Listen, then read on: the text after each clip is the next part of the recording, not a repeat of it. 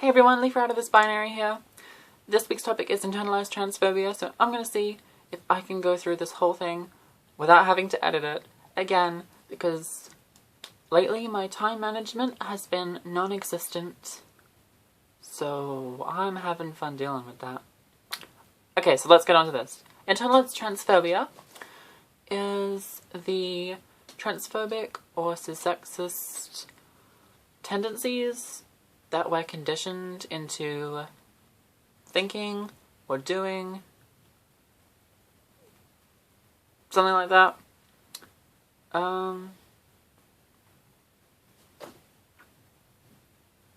Yeah, it's like the residual, even if we know it's wrong, it's the residual problematic thinking that is left behind from society's conditioning.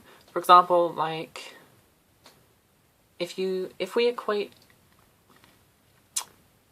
I'm going to use myself as an example. If I equate my own gender, so if I base the legitimacy of my own gender on how well I pass,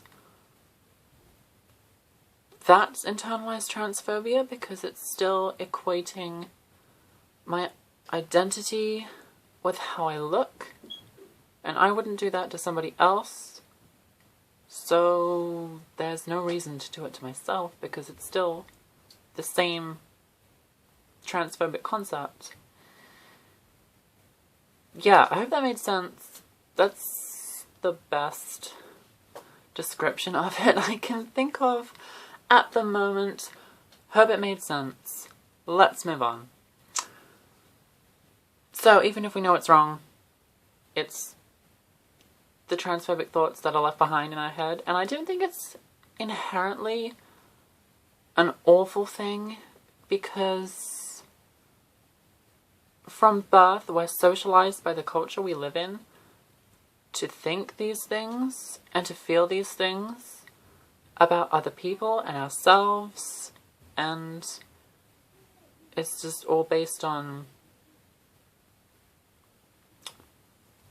stereotypes, I guess, and how we're expected to live. The expectations placed upon us. I think that made sense. So I don't think it's inherently awful for us to be internally transphobic, because you can't expect to be completely unproblematic at any stage, because you're forever learning.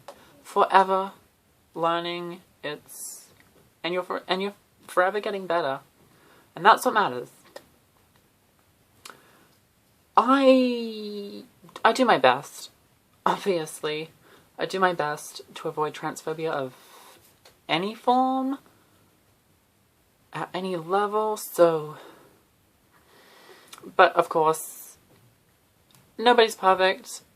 Everyone makes mistakes. I slip up all the time, still, because it's just what happens. I still assume people's gender based on how they look, although I try not to. I always think to myself, well, maybe that's not who they are just because they look that way. I can't make assumptions. You can never make assumptions about a person. Ever.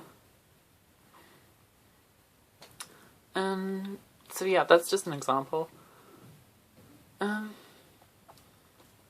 also make random pronoun slip-ups, like, all the time, although I think that's because, I think it's based on, like, other people I'm thinking about at the time. I get people's pronouns confused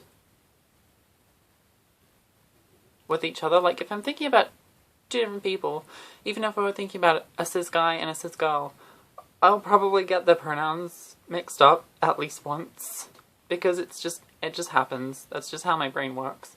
So,